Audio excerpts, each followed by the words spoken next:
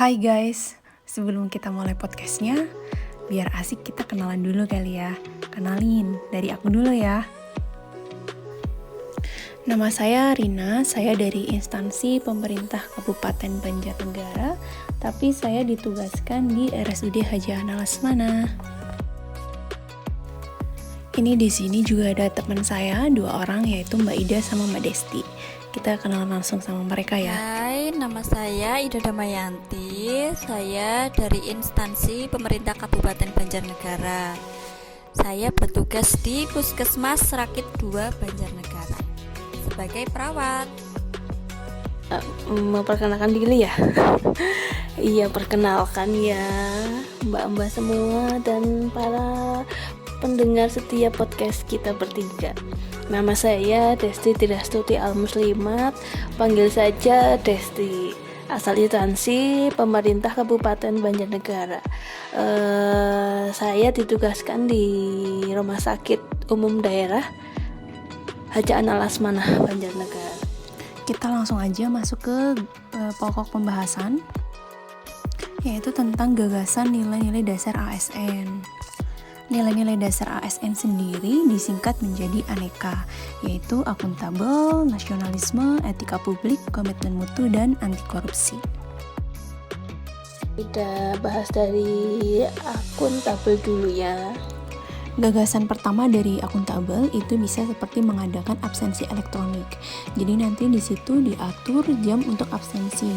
Ketika ASN atau pegawai yang absen di luar jam yang sudah ditentukan, otomatis sistem akan menutup dan nggak bisa absen. Yaps, bener banget itu ya Mbak Rina.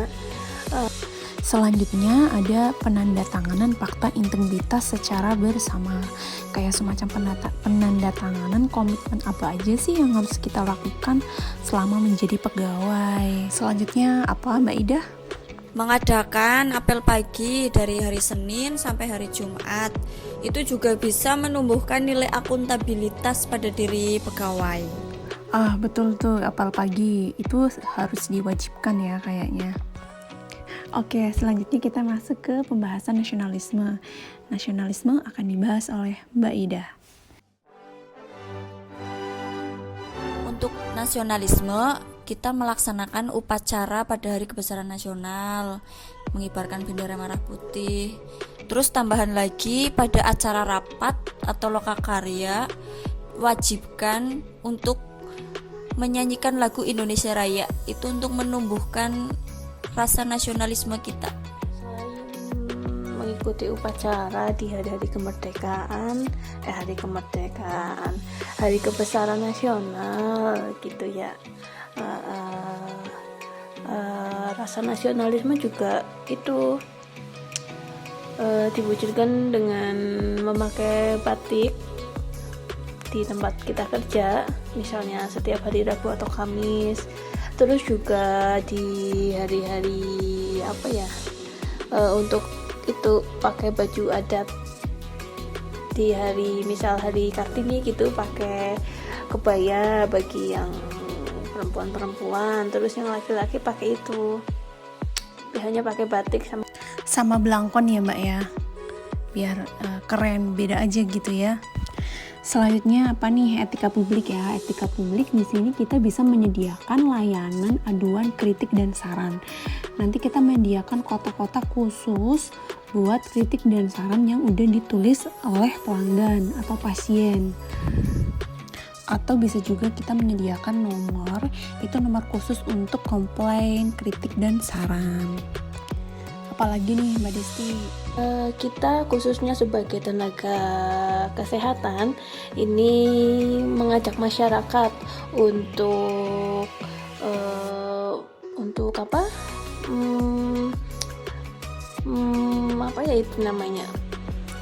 program vaksinasi gitu ya, membantu pemerintah dalam melancarkan program vaksinasi di tengah-tengah berita hoax. Kan tahu sendiri berita hoax di masyarakat tentang vaksin corona virus itu bagaimana. Jadi kita sebagai tenaga kesehatan harus mengajak masyarakat untuk melaksanakan program pemerintah vaksinasi. Begitu ya Mbak dan pemirsa semua. Selanjutnya apa Mbak Ida? K. Komitmen mutu.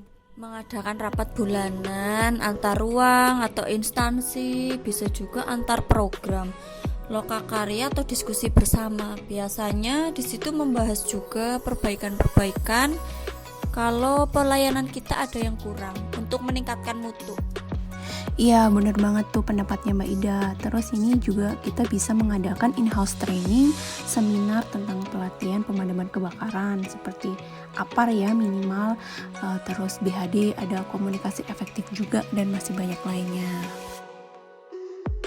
Kita juga bisa membuat program untuk edukasi masyarakat untuk tetap patuh prokes di era pandemi, kayak brosur, leaflet, atau demo langsung. Bagus itu Mbak Rina mengusulkan kerjasama penyedia layanan transportasi untuk antar jemput pasien dan obat. Terus nih yang kelima, ini anti korupsi. Anti korupsi itu apa aja ya? Untuk anti korupsi, nah kita perlu nih coba mengadakan siraman rohani untuk meningkatkan iman dan takwa para pegawai. Karena menurut saya itu korupsi adalah godaan. Jadi semakin kuat iman kita, insya Allah gak akan goyah oleh godaan apapun, termasuk korupsi ataupun hal-hal negatif lainnya. Nah, selain pengajian atau siraman rohani, kita juga bisa melakukan kampanye anti korupsi. Nanti kita menyampaikan apa aja sih hukuman-hukuman atau undang-undang yang mengatur tentang korupsi. Terus kita menampilkan kasus nyata tentang korupsi yang terjadi di Indonesia. Oke guys, terima kasih sudah mendengarkan podcast kami bertiga. Sekian dari kami, sampai jumpa di podcast selanjutnya. Keep on watching.